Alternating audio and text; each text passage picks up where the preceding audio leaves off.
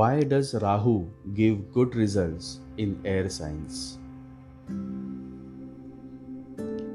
Rahu is your subtle desire. I met an old friend. He's a meditative man, but he also has a strong desire to become the owner of a BMW car. He has been a successful businessman, but always hesitated to buy a BMW, a very expensive car. Now he has become old, but the desire still remains. And because he is a meditative man, he said to me, Aditya, I am buying a BMW because I don't want to take another birth just because this one intense desire was left unfulfilled. He bought a BMW car and then after 1 year he sold it. The wish was fulfilled. He was no more held back. He experienced freedom. He was a happy man. He had no regrets of selling the BMW because he just wanted to get rid of his desire. And now that it was fulfilled, now that he had realized its futility, he was able to let go of his desire. You will be able to give up on a desire only when you realize its futility. You see, this is a very deep subject. Shallow readers may not understand it. And my answer is not for shallow listeners. They will only condemn me, ridicule me, offend me. That is all they can do. That is all they have been doing.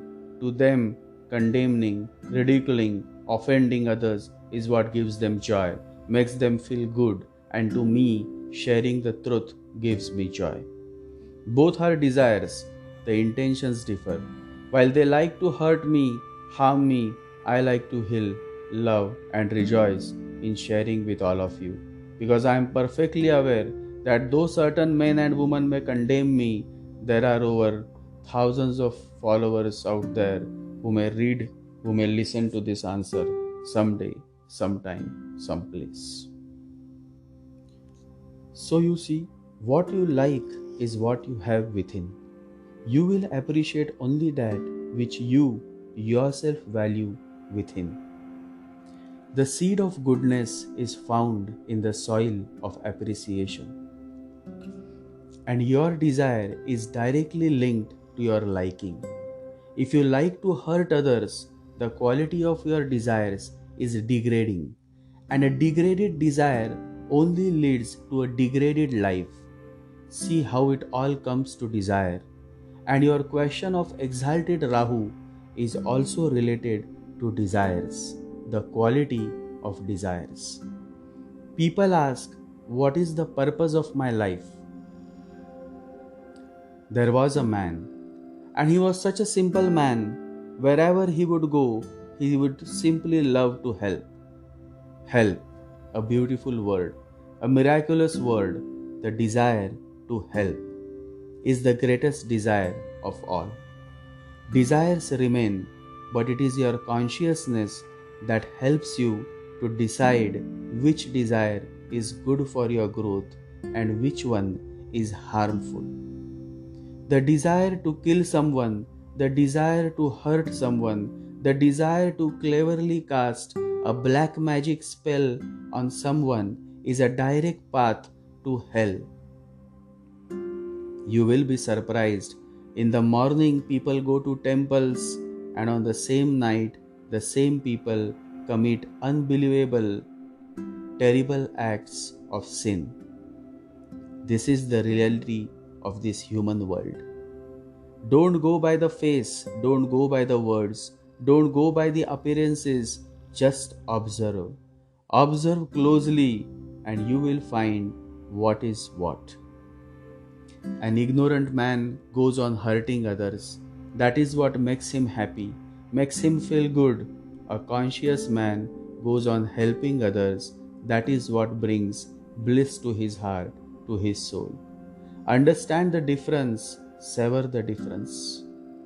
Our prime purpose in this life is to help others, and if you can't help them, at least don't hurt them. The subject of desires is very deep. The subject of Rahu is also very deep. They both complement each other because desire is Rahu. You have come to this human world because a desire was born within your being. Adam and Eve and the apple. The Bible mentions that Adam could not resist his desire to eat the apple, and that was the beginning of the human story. It is this desire that became the starting point of the human world in which you, I, we all are caught. The desires are like a serpent that engulfs us, blocks our consciousness, and thereby brings many miseries to our life. Certain men seems to be more interested in pointing out what the scriptures, the Bible says. They seem to more interested in correcting me by saying that you should say only that what the Bible story says. And this is the problem. The problem is of the mind. A story can have many dimensions. And if the dimension that I am sharing is only adding more value, helping you more, motivating you more, then what is the problem? But certain human beings are simply so shallow that, like parrots, they would go on repeating the stories of the Bible, of the Quran, the Bhagavad Gita, without realizing the many dimensions and the much depth that these beautiful stories, incidents bring to our life. Such men will spend their whole life in correcting others but will miss to correct themselves. And when a time comes when such people ask why life is so miserable, much has to be cut, much has to be dropped, only the very essential has to be saved. The non-essential has to be completely destroyed. Understand, desires are born based on your level of consciousness. The level of consciousness you choose to tune into each moment of each day will determine the quality of your experience of the world. A conscious man, a man of awareness, will always have a certain quality of desires. And this quality is reflected through the zodiac sign. Now let us see the qualities of signs in a broader perspective. Earth signs desires are more physical by nature. Water signs desires are more emotional by nature. Air signs desires are more intellectual by nature. Rahu represents intellectualism, and there is a reason for this, a very beautiful reason, and the reason is your mind. The mind is intellectual, the heart is intelligent. The mind loves to debate, that feeds its ego. The more the debate, the more the intellectualism, the more the mind is happy. The north node or Rahu is of the mind. When your birth chart is inclined towards the north node, you find intellectualism very interesting. When your birth chart is inclined towards the south node, that is Ketu, you find intellectualism a pain in the neck. The greatest pain is to come across an intellectual man.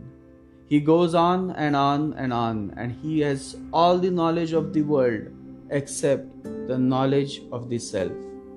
Whole life he spends in focusing on the outward.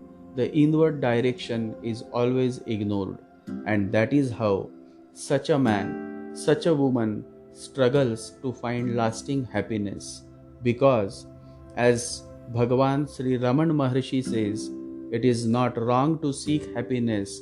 What is wrong is to seek it on the outside when it is inside.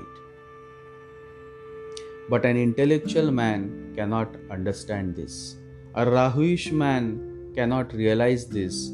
The mind is not your intelligence. The mind can be intellectual, which is a very poor substitute for intelligence. Intellectuality is mechanical, it is born out of the mind, and the mind is mechanical. The moment innocence disappears, the soul of intelligence is gone. It is a corpse. It is better to call it simply intellect. It can make you great intellectual, but it will not transform your life and it will not make you open to the mysteries of existence.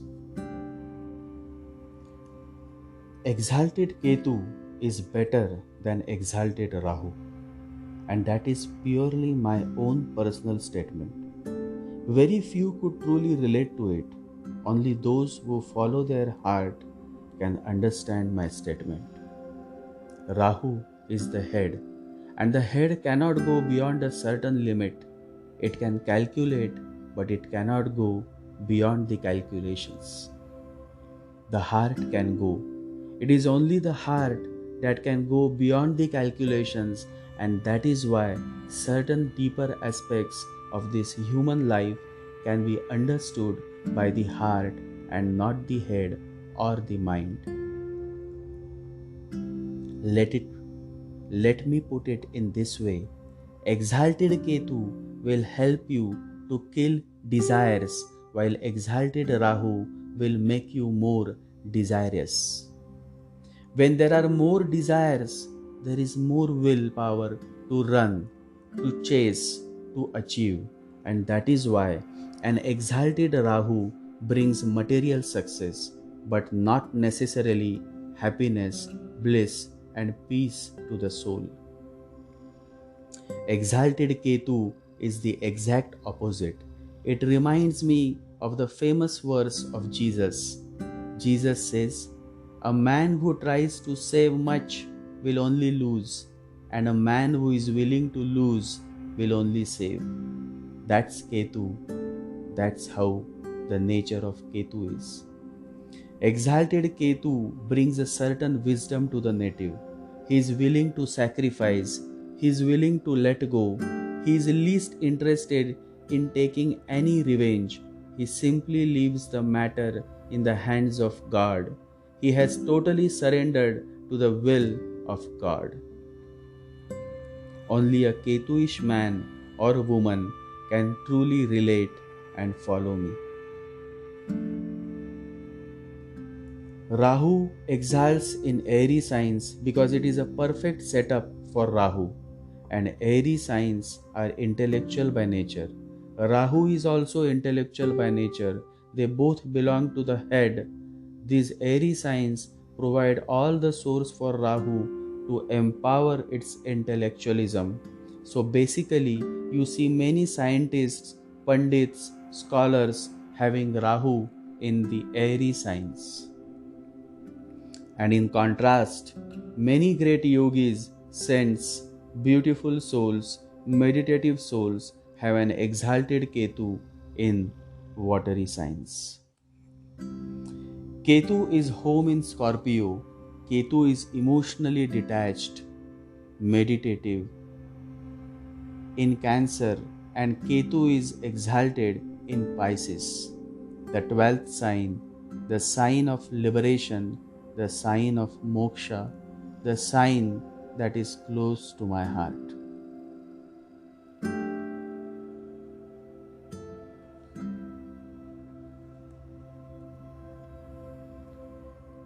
If you ask me, then in reality I don't see anything special happening from an exalted Rahu. Yes, you may earn a few $1,000,000, a few luxury cars, a few prestigious awards, a few instances of fame, but that is all. Fame is foolish. It is pointless, meaningless. Even if the whole world knows you, how does it make you richer? How does it make your life more blissful? How does it help you to be more understanding, to be more aware, to be more alert, to be more alive? A few people may salute you, may say nice things about you, which in turn goes on feeding your ego.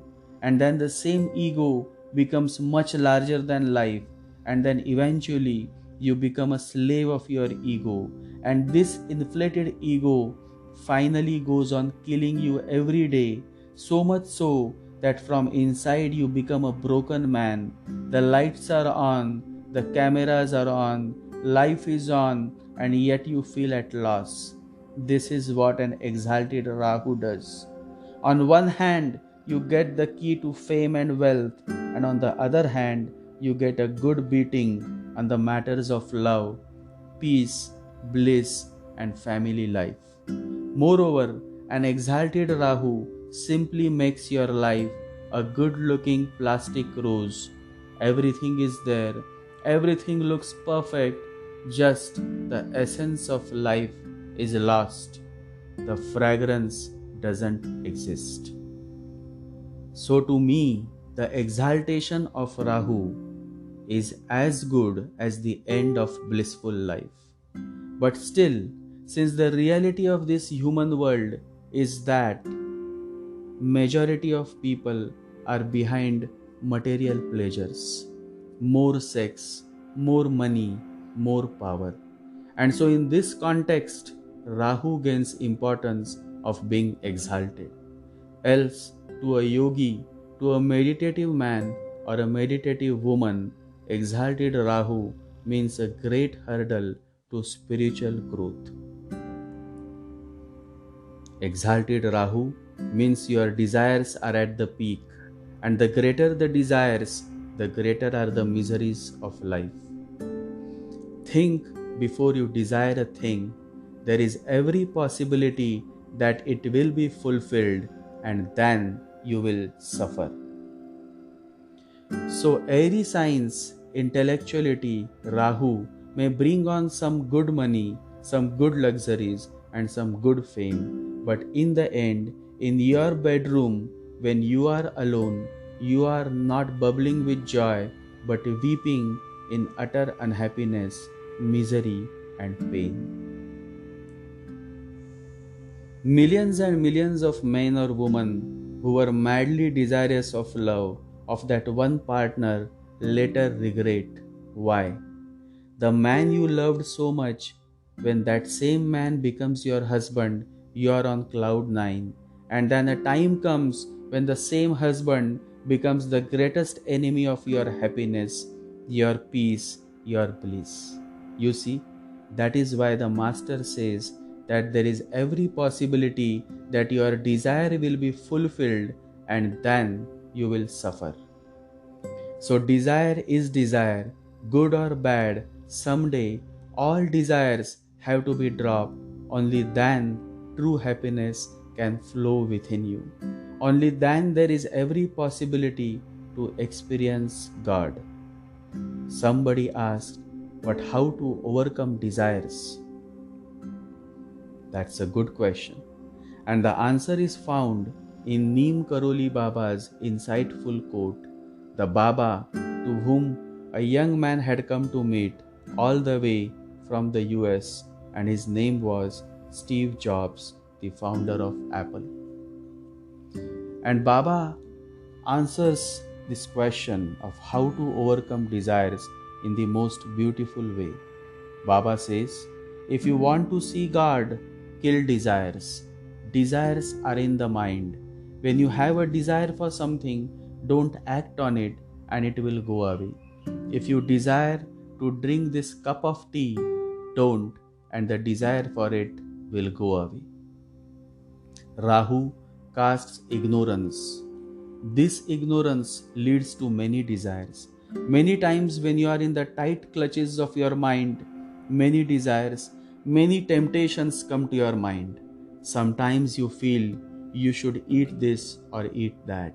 Sometimes you feel you should have some sex. Sometimes you feel you should go to some place. Sometimes you feel you should speak up, no matter what the other person may feel or get hurt. So you see, every minute there is a great flow of desires flowing through your mind. Temptations, desires, they all come to your mind. Do not fear. Do not try to control them. Instead, overcome them by raising the level of your consciousness. Desire has not to be destroyed, it has to be purified. Desire has not to be dropped, it has to be transformed. Your very being is desire. To be against it is to be against yourself and to be against all. That's why I mentioned in the very beginning that desires remain. Rahu remains, but human beings are the only living beings who are blessed with the willpower, with the consciousness to raise the quality of desires. The greater the purity of the mind, the greater is the quality of desires. But you do the exact opposite. Instead of first purifying the mind, you directly repress the mind, the desires, and this is dangerous. It is like sitting on a time bomb, just a little moment, and the bomb of desires blasts, giving birth to many scandals, miseries, and so on. Don't stop eating non-veg just because somebody is telling you. Don't stop having a good marital sexual life just because somebody is telling you. Let life flow in its normal course. Through this flow, if you understand the futility of eating non-veg food, if you understand and realize the futility of getting too much into sex, only then will you truly rise above the desires. Only then will you be able to purify the mind. Take the decisions of your life through your own experiences with life. That is what an intelligent man does. That is what the heart does. The intelligent person depends on his own insight. He trusts his own being. He loves and respects himself. The intelligence is of the heart. A meditative man is a man of heart. He is less of logic and more of love. He is less of an intellectual and more of an intelligent being. I met a man and he said, I have stopped eating non-veg from last 10 years, but still in my dreams I always see some tasty non-veg dishes. As if they are inviting me, but I say no, I will not eat you. Now what a joke is this? 10 years you are not eating non-veg, but every minute of those 10 years you have been dreaming of many non-veg delicacies. What good it has done to you? What good are you doing to yourself? You must have not even slept with peace for so many years. This is how repression does. Expression is life, repression is suicide. I said to him, right now you go to the best restaurant in your city and order all the non-veg dishes that you have been craving for all these 10 years. The next morning he calls me and says, thank you. For the first time in my life I have felt so peaceful, so blissful. I have had the best sleep of my life. Thank you so much. What is the point in repressing your desires? Instead, understand the futility of those desires. Now, this man wasted his 10 long years by repressing his desire of eating non-veg food. He had not repressed. If he had not repressed, maybe by now his consciousness would have helped him realize the futility of eating too much non-veg food. So some progress would have happened, but now he is back to zero. Do not condemn anything. Instead, understand the futility of it.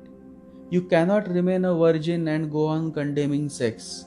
For that, first you have to experience sex. So much so that a day comes in your life when you realize that what a fool you had been, monkeying around, having so much of sex, enough. When you yourself say enough, that is the point of your real transformation. And not when you say stop or repress your desires. This enough comes only through your experiences. A man should not be afraid of any experiences. Experiences are the source that leads you towards maturity. Experience life in all possible ways: good, bad, bitter, sweet, dark, light, summer, winter. Experience all the dualities. Don't be afraid of experience, because the more experience you have, the more mature you become. Maturity has nothing to do with your age. It is the quality of experience that matures you, and not just the years of experience. Exalted Rahu brings material gains, exalted Ketu brings spiritual growth. Let us all move away from Rahu, the ignorance that leads to many desires, and let us all move towards Sri Ketu, the source, towards yourself. The whole story of human life is between these two ends, Rahu and Ketu: ignorance and consciousness, desires and desirelessness. If the fake gold, the gold that you consider to be real gold, shines so much, then just imagine how much the gold within you will shine, how much the light within you can shine. But to realize the gold within you, all that is rubbish, all that is doing no good to yourself has to be thrown out, so that you can come to the purest gold within you. The irony is that people are behind the gold that can be bought on the outside, whereas I am encouraging you all to focus on the gold that is within you. The gold that is within you is going to be with you. The gold that you have in your lockers can be stolen, but the gold that is within you cannot be stolen. Nobody can take it away from you. It is truly yours. You are already a masterpiece. You are already a light. You just have to come to the point of realization, and then there is a song to it, a dance. Drop the idea of becoming someone, because you are already a masterpiece. You cannot be improved. You have only to come to it, to know it, to realize it. Spend some time in meditation. Spend some quality time with yourself. To each person who is listening to this answer, I tell you, you are a beautiful person. Focus on your heart. Follow your heart. Overcome the mind and reach towards the depth of your heart.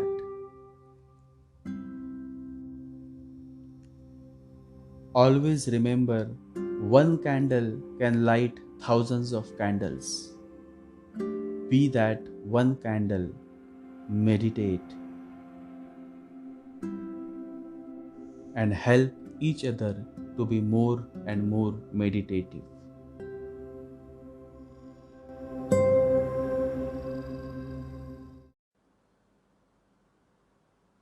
Yesterday somebody asked, how is Ketu in the 7th house?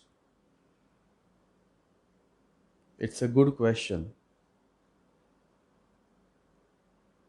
Before we understand what Ketu 7 is, let us first understand the difference between a madman and an enlightened man. Unless you understand this, you cannot understand Ketu 7. You would simply miss the whole beauty of it. Have you seen a madman? A madman looks at you, but his look is a totally empty look. A madman looks at your face, but you can see he is not looking at you. He just looks through you as if you are a glass thing, transparent. You are just in the way. He is not looking at you, and you are transparent for him. He looks beyond you, through you. He looks without looking at you. The at is not present. He simply looks. Now, have you ever seen a yogi, a real yogi? A yogi also looks at you, but his look is a totally empty look. He looks beyond you as if your whole being is being scanned. But this time it is a conscious look. It is a look of awareness. It is an observation with consciousness. A madman has jumped beyond.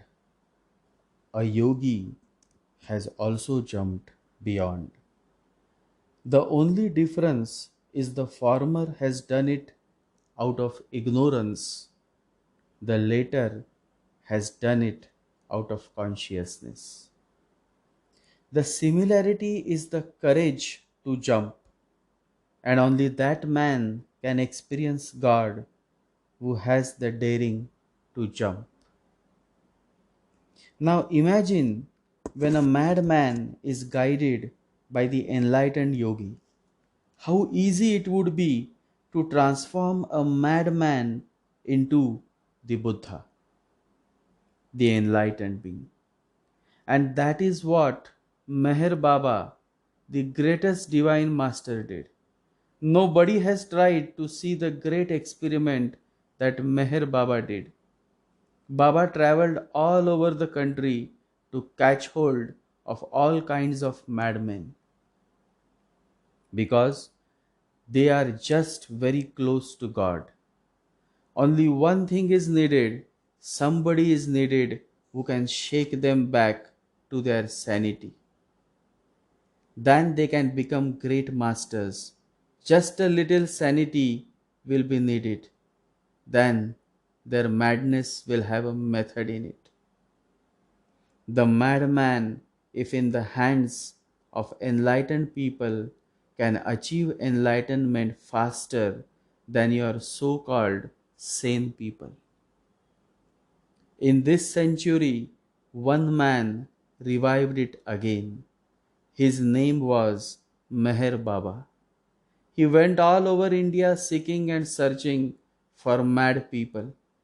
In all the madhouses, anywhere that he heard there was a madman, he would go. He traveled all over India his whole life searching for mad people. His disciples asked him, "Why are you wasting your time with mad people when sane people are available to work upon and they want your time?" Meher Baba said, "You don't understand. To bring a sane person out of his sanity is very difficult. But to bring out a madman is very easy because, in a way, he is already out, but from the back door. He has tasted something of the outside. We have only to show him the right door and say, 'Please don't go out from the wrong door, go from the right door.' Being out is perfectly right, but choose the right door." And Meher Baba turned many mad people into enlightened people.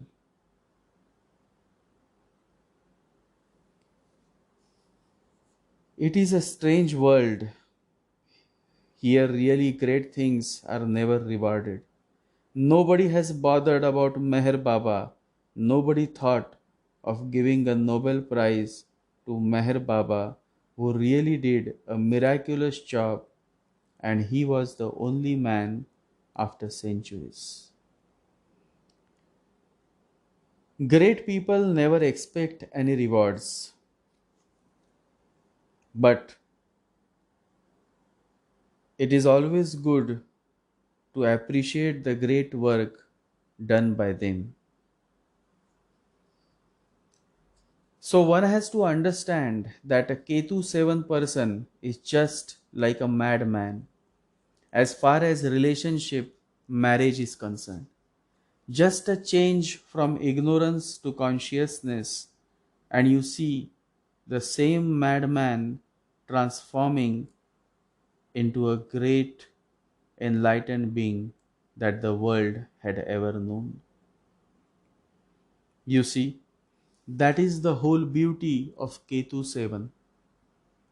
Just a shift from ignorance to consciousness, and you see a madman who otherwise would jump into relationships, marriages without thinking, without putting his consciousness into action, without being bothered of consequences, is now suddenly transforming into an enlightened being who is no more interested in sex, in relationships, in marriage. He has been there. He has done that. He has had so much of sexual relationships in the past life that as soon as someone as divine as Meher Baba comes to his life, he is quick to drop everything and just start following him, the Master, experiencing a total transformation inside out.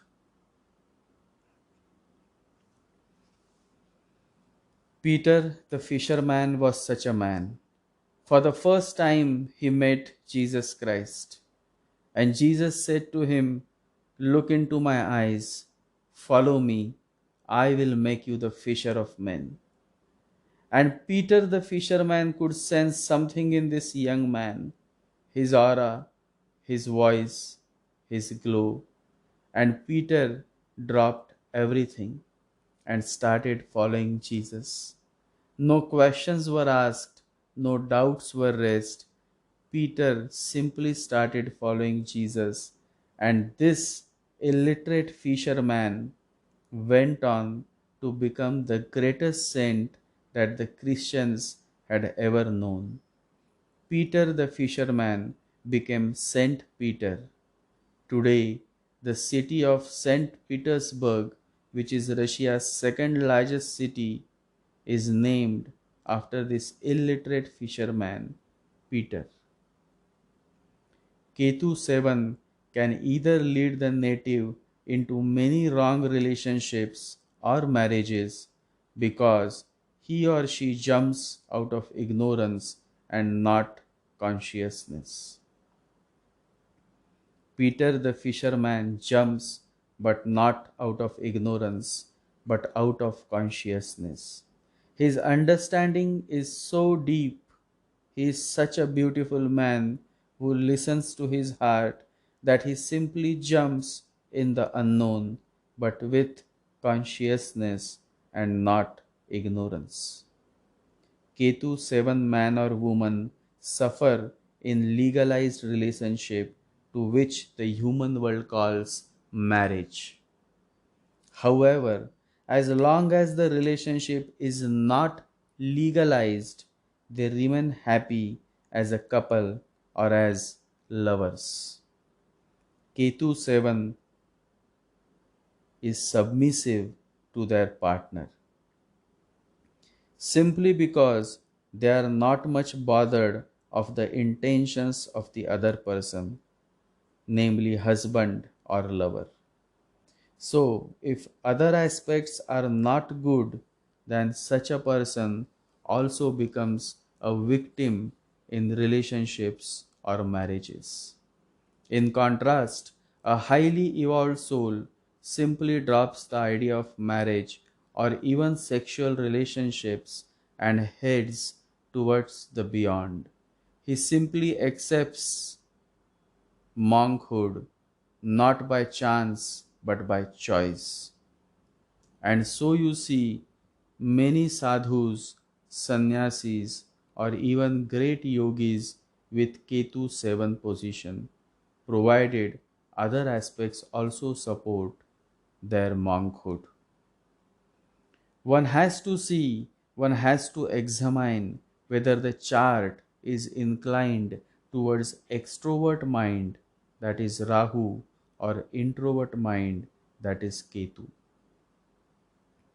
If the inclination is more towards Rahu, then Ketu 7 leads the individual to many miseries, and that is obvious. Whenever you follow Rahu and Ketu, make sure that your life becomes more miserable. Whenever you follow Rahu, Ketu makes sure that your life becomes more miserable. In fact, the native does become miserable.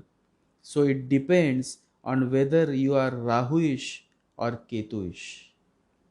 Sexual satisfaction is not derived in totality through Ketu 7 because Ketu at the very high moment of sexual union gives up, and so the partner of Ketu 7 often is denied the sexual pleasure. Erection lasts for short time, and so sex often becomes a fairy tale that is only imagined but never practiced in reality. If it is a woman, then interest in sex is less, and so the husband is often denied sexual satisfaction. And so many times separation or extramarital affairs happen. So Ketu 7 creates many marriage problems for souls who are not much evolved. A Ketu 7 should never marry a Rahu 7. The honeymoon simply flops. Rahu wants more sex and Ketu is not interested in having more sex. So the combination of Rahu 7 and Ketu 7 is disastrous unless other aspects rush to help. However, Ketu 7 is not the only deciding factor, since the sublord or the lordship of Ketu 7 also are the most influencing energies. D9 chart and moreover the Chalita chart is also a great significance because before you come to final conclusion you have to see all the placements and all the charts. The only positive sign for Ketu 7 is when Ketu is in Pisces. Here Ketu feels relaxed, safe and secured. It is in its home sign, and so here Ketu is bit soft than otherwise.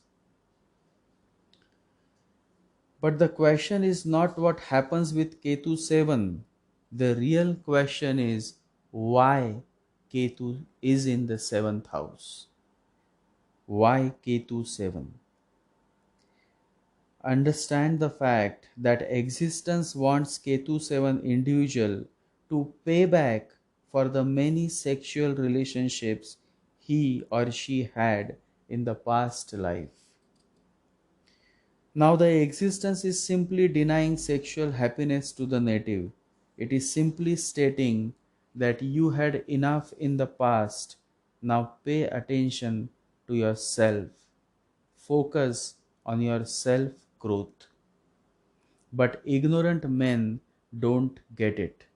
And so they continue to stand in the queue of that window where the tickets have exhausted. There is no ticket left, and yet these ignorant beings stand in the queue even though the window is closed. They keep standing, expecting that someday the window will open and they would get the ticket to a happy, satisfying sexual union or marriage. The conscious man simply is never found at the window stand. He is perfectly aware he is no more interested for any ticket. He is on his way to the greatest ticket of the universe, the ticket of meditation. The man who desires is an escapist. Now, it is a very strange thing that a man who meditates is thought to be an escapist. That is utter nonsense. Only the man who meditates is not an escapist, everybody else is. Meditation means getting out of desire, getting out of thoughts, getting out of your mind. Meditation means relaxing in the moment, in the present. Meditation is the only thing in the world which is not escapist, although it is thought to be the most escapist thing. Ketu 7 is a blessing in disguise, but only for a man who meditates, only for a man who is living with consciousness, only for a man who understands the true essence of what love is. Love should be like breathing. It should be just a quality in you, wherever you are, with whomsoever you are, or even if you are alone, love goes on overflowing from you. It is not a question of being in love with someone, it is a question of being loved. Then Ketu 7 brings a totally new dimension to your life. Then Ketu 7 is no more a problem but a source that leads you to many wonderful spiritual experiences. Then Ketu 7 is no more a weakness but the greatest strength that the man of this world had ever known. Only an evolved soul with Ketu 7 can truly understand the essence of love, and that makes this placement a placement of celebration, celebration of the divine, of the unseen, of the beyond. Ketu is a let go, and meditation is also a let go. And Ketu 7 finds it easy to let go all those relationships or marriages and simply surrender to the existence. And it is only when you are able to live in total surrender to the existence, to God, that a beautiful life awaits you. The key is to let go. Don't try to force anything. Let life be a deep let go. God opens millions of flowers every day without forcing their buds. When you let go, you create space for something better. Learn to let go. For Ketu 7, the answer to all your miseries related to marriage, relationships, past relationship grudges is in just two words: let go. Meditate.